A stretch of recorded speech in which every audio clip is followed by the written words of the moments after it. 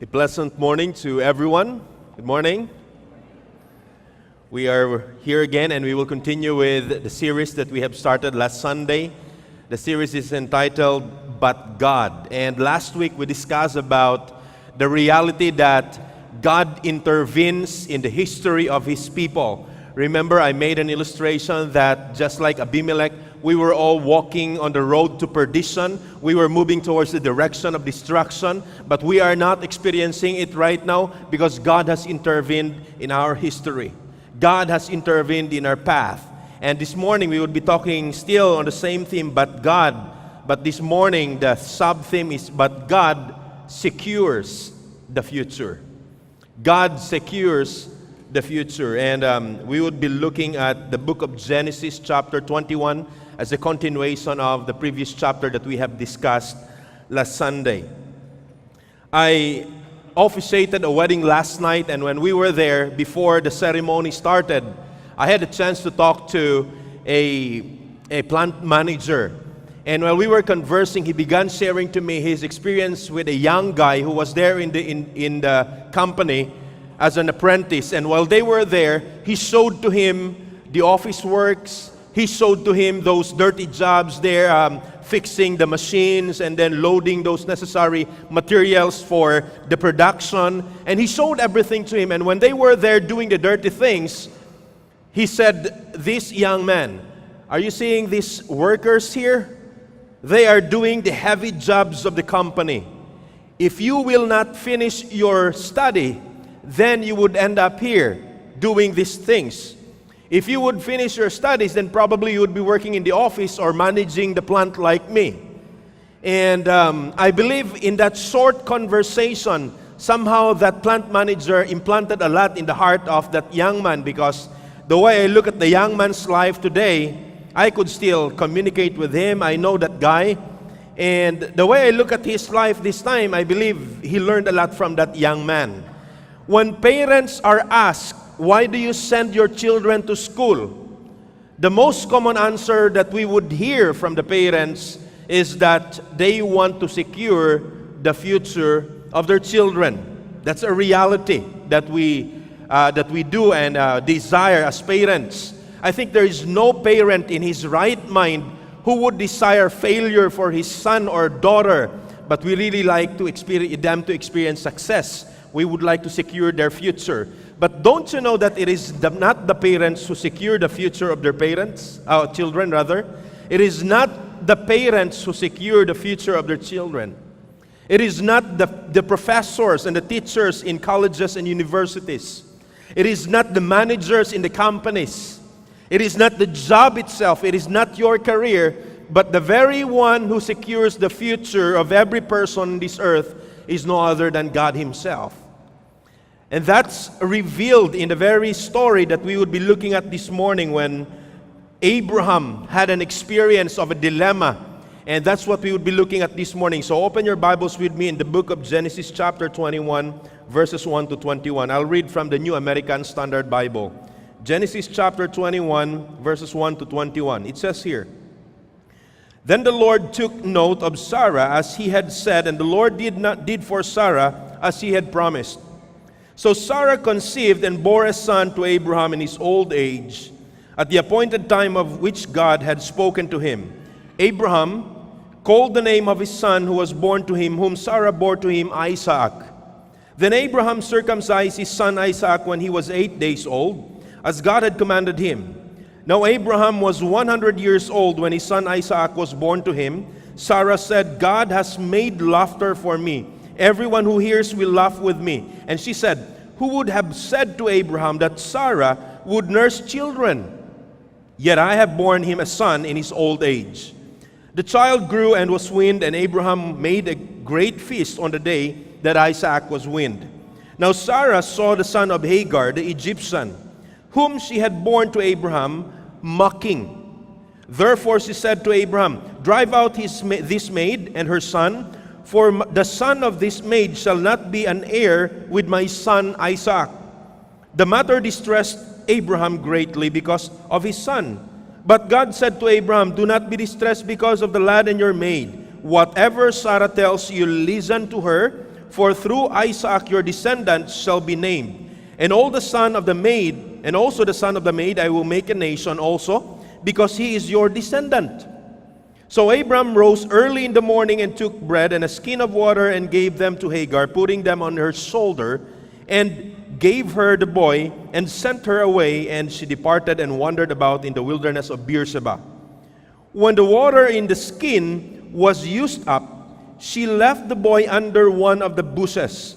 Then she went and sat down opposite him about a bow shot away, for she said, "Do not let me see the boy die." And she sat opposite him and lifted up her voice and wept.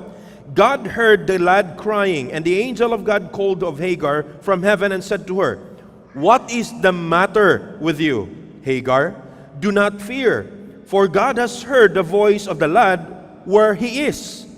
Arise, lift up the lad and hold him by the hand, for I will make a great nation of him."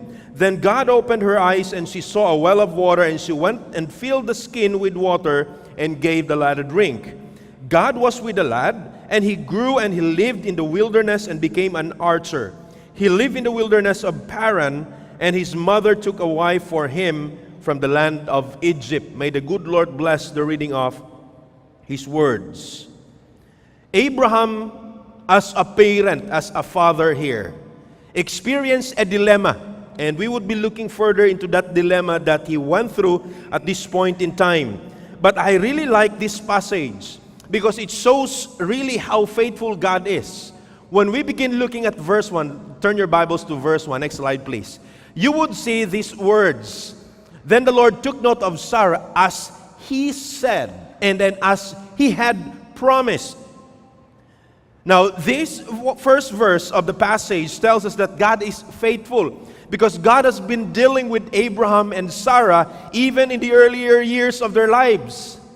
This time they were old already. Remember last Sunday I mentioned to you that in chapter 12, Sarah, when they went to Egypt, the Pharaoh became so interested of her because the writer said she was very pretty, she was beautiful. And when we move forward to chapter 20, that adjective beautiful or pretty is no longer there.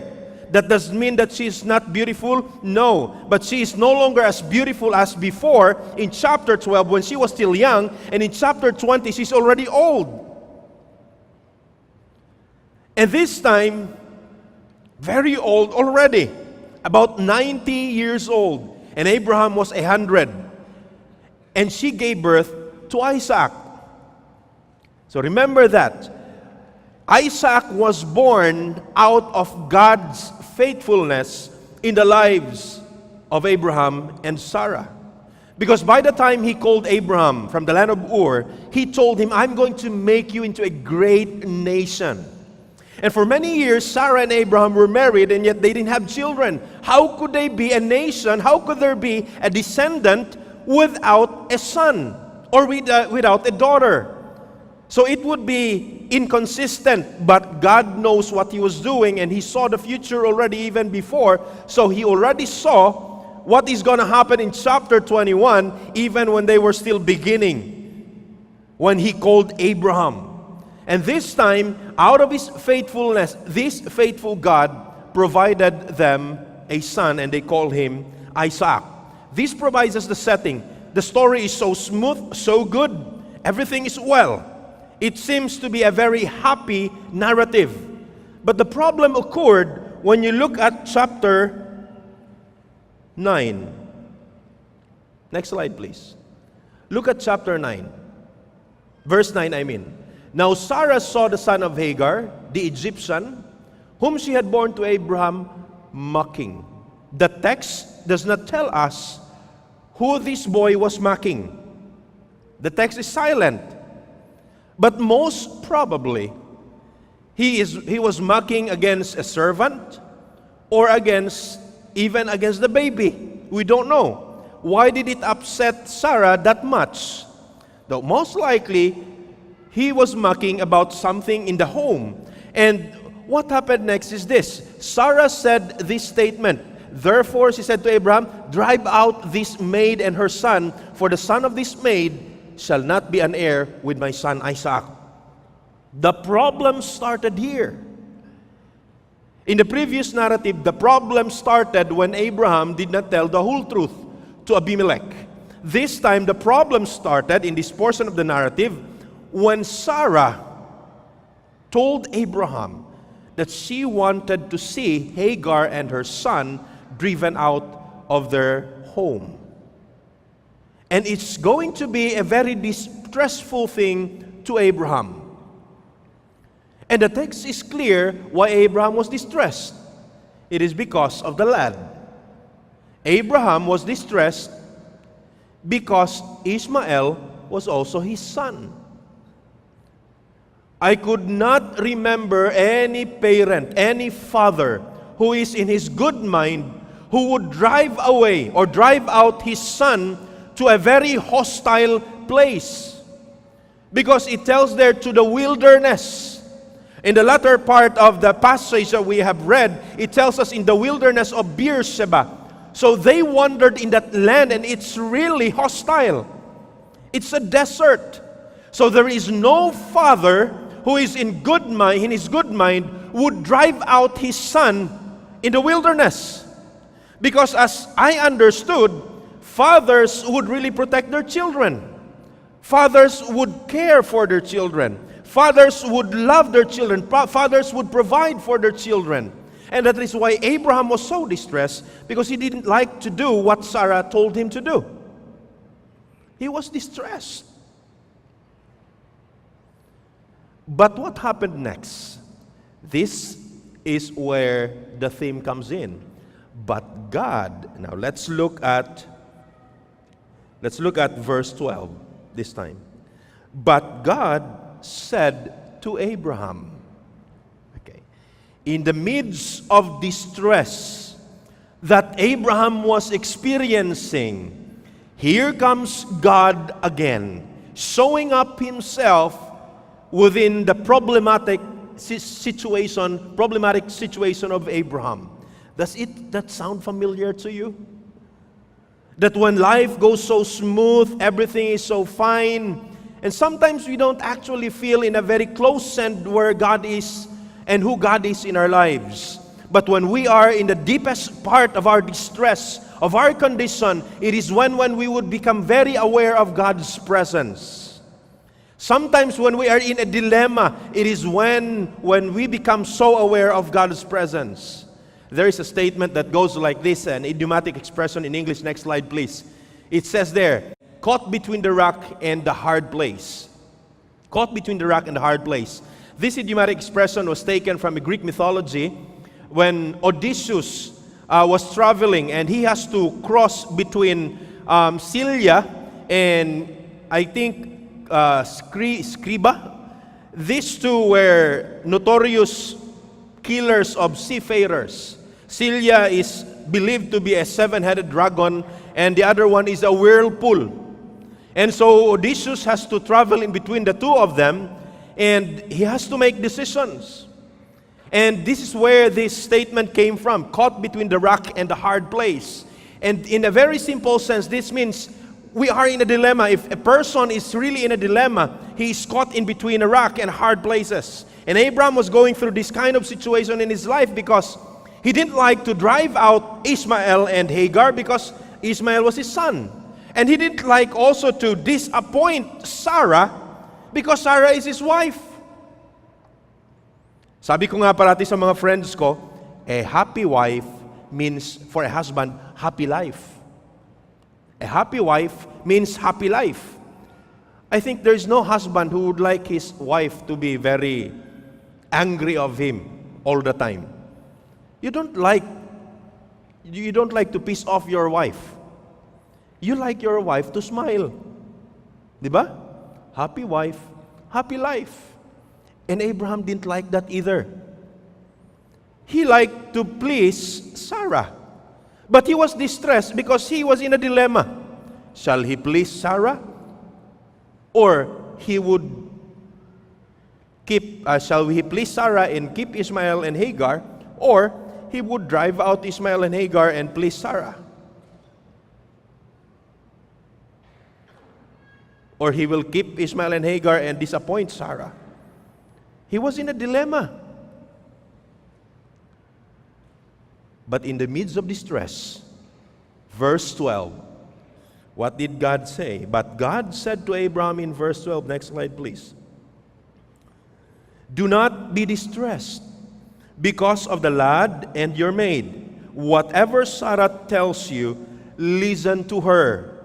For through Isaac your descendants shall be named, and the son of the maid, take note of this, and the son of the maid I will make a nation also, because he is your descendant. Now, what was the issue of Sarah actually? What was the issue of Sarah? When he asked Abraham, you drive out your servant, your maid, and her son, what was the issue? Was it really the mockery that she witnessed? No. It has something to do with becoming an heir. Let's go back to the statement. If you look at verse 9, previous slide, it is clear there that Sarah, when she asked Abraham to drive out the maid and her son, she said this line also, the son of the maid shall not be an heir with my son Isaac. This was the issue of Sarah actually. Before, if the man does not have a son with the legitimate wife or the legal wife, pwede niyang gawing heir yung son niya sa illegal wife. Pero, once the legal wife would bear a son for him, automatically, even if the son was born later than the previous one, that legitimate son becomes the legal heir. That is why Christianity follows the line of Isaac, because culturally, the legal heir was Isaac. And naturally, even if Isaac was the legal heir, even if he would get the right of the firstborn, because once you have the right of the firstborn and your parents would pass away, what happens is that the wealth that are left by the parents would be divided among the children, but not equally divided. Because a bigger portion goes to the one who holds the firstborn right. And so, Sarah knows about that. But she does not like that some of the wealth of Abraham would be shared to Hagar and Ishmael. That's why she really wanted them out of the house. And Abraham was so distressed. And here comes the Lord when God told him that I will also take care of your son Ishmael.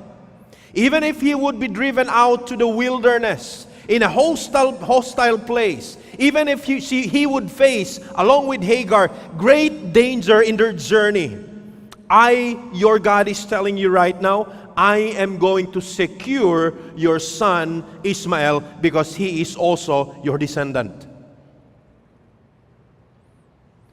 In other words, when Abraham heard the words from God, that gave him the security, that gave him the comfort in the midst of distress. And immediately, when you look at the following verses, in verse 14, so Abraham rose early in the morning and took bread and a skin of water. When did this happen? This happened after he heard the assurance from God. As a father, he was worried. As a father, he was distressed because his son would be driven out. But he received comfort from God telling him, Abraham, you know what? Even if your son would be driven away from you, even if you won't give him a portion of your wealth, I will take care of him because I will secure the future of your son and of your maid. I remember when we had our siege here in Zamboanga City. I think that was year 2013. I was connected with the national office of the Kamakop. And from time to time, the bishop would call me, Pastor JR, I want you to go to Palawan and help the pastors there, the young pastors, and the young professionals and the youth. Or sometimes they would send me to Pagadian, send me to another place. And there are times that I could not say no. You really have to go because that's part of your job. And so I left. But my heart was distressed. I was very anxious in the plane because I was worried. My family would be left behind. I will fly while the war is taking place. I didn't like that to happen. But while I was on the plane, I kept on meditating. And very clearly, the words that God impressed in my heart were these words. Do you think I could not take care of them when you are away? Do you think I could not take care of your family when you're away? And that gave me comfort because I knew in my heart that even as the head of the family is away, God's presence is there in their midst. In the same sense, Abraham was distressed.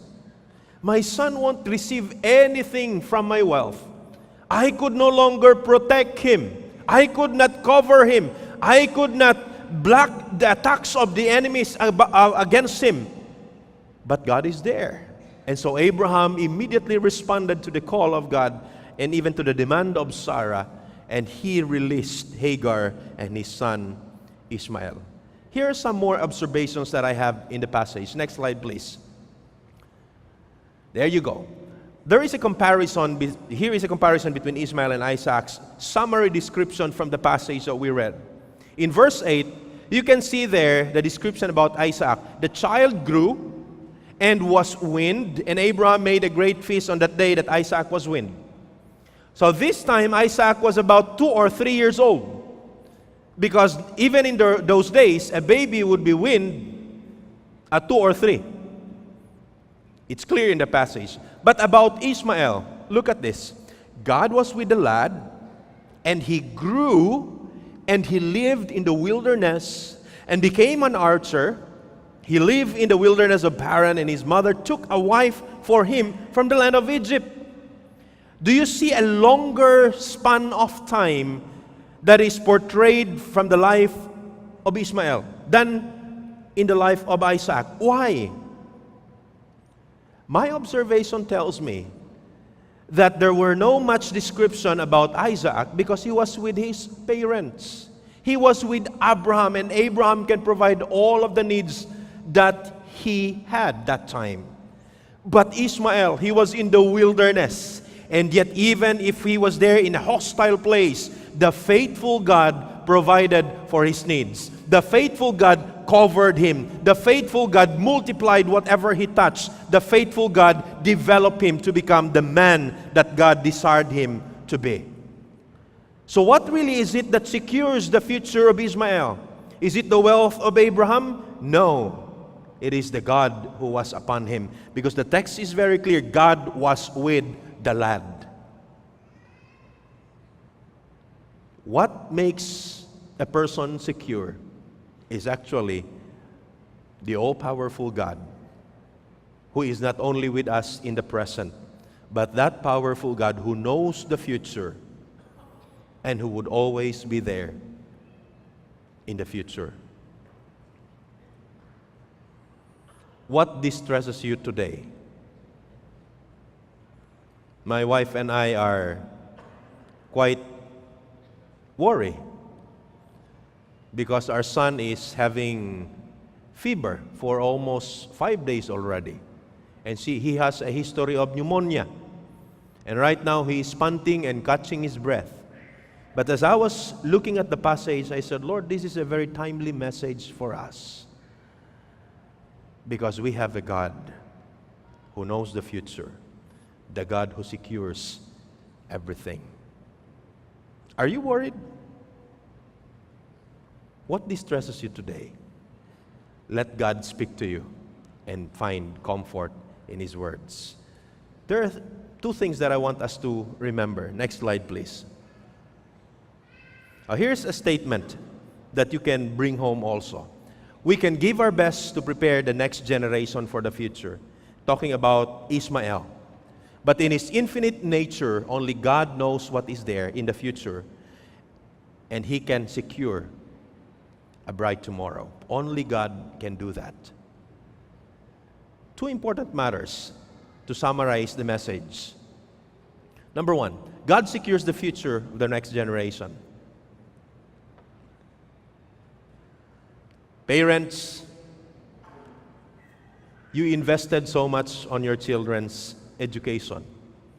How much do you pay every year? I had a time before when I sat down and I imagined how much my parents spent for me in educating me. I remember when I was in elementary, piso ra may balon ako sa una kay 50 sen nga ice water, 50 sen pod nga ginanggang. Okay na kayo. O gusto kog siopaw, magtaksi sa ko. So, every day, 1 peso a day, 365 days. Pagpalagay natin kahit walang pasok, may baon. I have 365 pesos in a public school. Plus mga notebooks, papers, pens. More or less 1,000 a year for my education. In 6 years, 6,000. Grades 1 to 6. High school, gamay raman pod kay public lang niya, bukid pag yun. 1,000 ra pod. Abuta na 2,000. That's around 10 to 14,000 up to graduating in high school. But here in the city, how much do you pay for your children's education? You pay much. If they go to public school, well, that's good because you only pay a little amount. But how about the day-to-day baon? Sulay ba kaghatag 5 sa imong anak karon, di ba? Magmugot na sa imuha. Di ba? They would ask for more. And then how about the other expenses, the requirements, ang pamasahe? Just imagine. Probably 10,000 a year. Up to grade 6, 60,000. And then grade 7, senior high. How much do you pay right now? So more or less, pagpalagay natin 200,000 from kinder to high school, college. It's so expensive. You are investing so much in the education of your children. Why? Because you want to secure their future. But from the perspective of the meta-narrative, we can just pour everything we have. But after all, it's God who secures the future of the next generation. If God's favor is upon them, they would be successful as Ishmael and Isaac. Next thing is this. God secures the eternity of those who put their faith in Jesus. You know what? It's really amazing because when we talk about the future and from the perspective of our lifespan, maybe the future that we are thinking about is just 20 years from now or 40 years from now. If you are 70 years old, maybe when you talk about your future, you're thinking of 20 to 30 years from now. If you are 15-year-old, maybe when you talk about your future, you're talking about 40 years from now. Right? But God does not only secure your future within that short span of time. Because when Jesus Christ came to earth and intervened in our condition, He secures even our eternity. And that's the most beautiful gift that God can give to us. And to nail down the message that God is giving to us this morning, that He secures the future and our eternity, I have requested the praise team to sing to us. And if you want to sing with the praise team, you may do so. Because He lives, we can face tomorrow.